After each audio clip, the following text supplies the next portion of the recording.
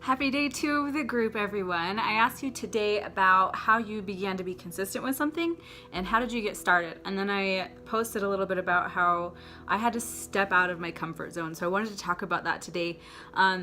This is something that actually I've really struggled with my whole life. I, as a child, was a perfectionist, and so I was afraid of anything that I wasn't good at.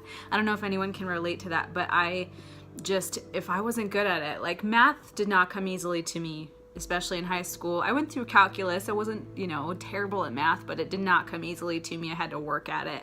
And just honestly, even well into my young adulthood, I just was scared of trying new things. I didn't want to fail. I didn't want to be bad at it. So a majority of my growth as a person has come because of health and fitness and because of taking risks and trying new things. I'll try and be brief because I just want to do this in one take. That video editing stuff takes me forever. So when I was 18, I first started weightlifting with a guy that I had dated. Sorry, I'm like really itchy and I went and got a massage and I'm like all oily.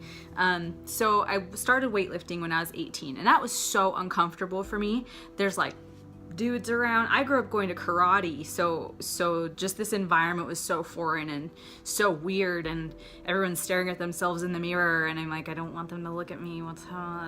Like I was so uncomfortable, and just realized like if I was going to get better at this, I needed to just accept being uncomfortable. And when you do something enough times, it just becomes familiar to you. And the gym is one of my favorite places to be now. I haven't been in forever because I work out mostly at home, but I love the gym. I do. I love going there. It does feel like home when I walk in. It wasn't always that way. So I want to talk about a couple of other things. That's the first one, weightlifting. I remember I tried a yoga class when I was probably 20, just at my gym at 24 Hour Fitness, and I didn't have a yoga mat. Everyone else is coming in. You know how they look. You know how yoga people look. Maybe you're one of them. And they come in with their like fancy mat and their little over their shoulder and their like hipster sandals and like, oh my gosh, like I don't know what kind of incense they have in their house. It just is like, all right, I'm so out of my element, and I didn't know what to expect. And I used one of 24 Hour Fitness's like slippery mats, foam mats, and it didn't stick. It was just like not a good experience. But like so I was like, all right, well, I tried it, and oh well, like maybe it'll go better next time, or maybe I'll try it again later, and just this time wasn't awesome, and that's just how it is, A couple of other things. I remember I moved to Murray and switched to 24 Hour Fitness, and consistency came for me by convenience. I actually could have walked to the gym from my apartment, but I also tended to just bring my gym bag and go straight there. Like I didn't even give myself a chance to sit down or settle in or do anything like that. I just went straight there, and I checked in. That was a big thing for me. I'm an upholder personality. We're going to talk more about that, but checking something off and being like, I did it, it's done. That's a really big deal for me. So checking in on Facebook, even though it was super annoying for everybody else, was like a really big deal to me. Like, I'm here. Hey, I'm here again. And I just was so proud to share that I was being consistent about it. And so it came by convenience of the location of my gym and by checking in. Whether you do that on a planner or however you do it, whatever works for you, that's part of how I reached consistency, was checking in. I remember going to my first body pump class. You guys, this is so embarrassing. It's my favorite, and I want to teach body pump now, but I didn't have any idea. I'm like, okay, so this is like a weightlifting class. I hope that they'll tell me what to do. I don't know what I'm doing. And I like went in there before class, 15 minutes before class, and a couple people who were early had set up their step and their weights and everything. And there was one girl sitting on a step and a couple of steps that were empty. I'm like, oh, okay, so I guess I just take one of these. And I like sat down.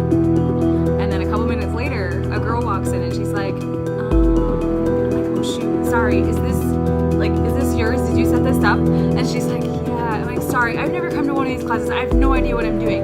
And for me, that has been the biggest step I've had to take. As a perfectionist who wants to try new things, I've had to just accept that I don't know anything. And I've had to tell people that. And people are like so ready and willing to help you. Just say, I'm sorry, I don't know how this works. Just walk up to the teacher. I've never been to this class before. Is there anything else I need to do to prepare? What can I anticipate? And the teachers appreciate that too, because then they're like, oh, there's a new person in my class. I need to be sure to give them a heads up. And they'll kind of take extra steps to be more thorough and more clear in their instructions. So it's super helpful. Guys, just take ownership. Like, if I were to go try skiing, which I would if it weren't so expensive, I would literally just tell whoever I was with or tell an instructor, I haven't done this since I was 10. I have no idea what I'm doing. Teach me. And just become a student and step into that unfamiliar zone and accept it and own it and just be vocal about it, because people will help. And once you've verbally owned it, there's something like empowering about that you've just suddenly been like, I don't know what I'm doing, but I'm here and I'm trying it, and who knows, maybe someday I'll be awesome. And one of my favorite pictures of myself, you guys have probably seen it, I took in my in an old place I lived in a bathroom mirror, and it was me kind of going like this, like flexing, and that was after body pump, and that was after a couple consistent months of body pump, after a couple years of going, but consistent months of going, and I had these results, and I was like, yeah. And it's like my favorite. I love body pump, but guys, I went in and sat on someone else's step. Hello, like, noob, you obviously don't know what you're doing, girl. What is happening? So for real, like, just accept that you're probably gonna look dumb. It's gonna take you a few tries. It's gonna be uncomfortable. You don't know what you're doing. You're gonna have to look around. You're gonna have to take a deep breath. Just accept it. Just accept it. Be okay with it. There's nothing wrong with it. You're learning. Everyone started somewhere. Remember that. I remember trying Zumba, and goodness, if the teachers weren't explicit about the steps and like what we were doing, grapevine, blah, blah, blah, step, step, step, tap. You know, if they didn't do that, it would have been like so lost. And I had one teacher who I came to love, but she didn't do those verbal cues, and I was so lost in her class because of all these other girls. They know her choreography, and I'm just like, I'm gonna trip over my own feet. What's happening?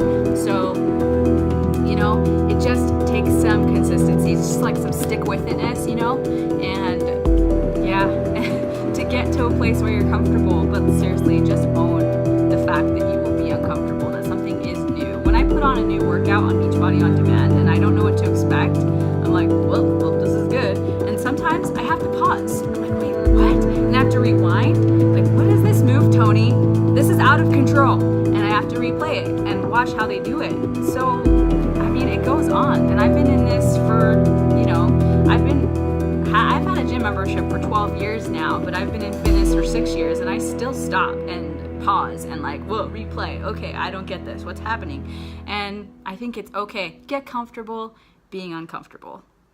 That's really all it comes down to. You can't be consistent about something if you're afraid of being uncomfortable and trying to stick with something until it becomes comfortable. That's where your consistency comes in. You just gotta hang in there. So, you know, we all start somewhere. I'm a certified personal trainer now, and I'm the girl who walked in and sat on someone else's step and body pump.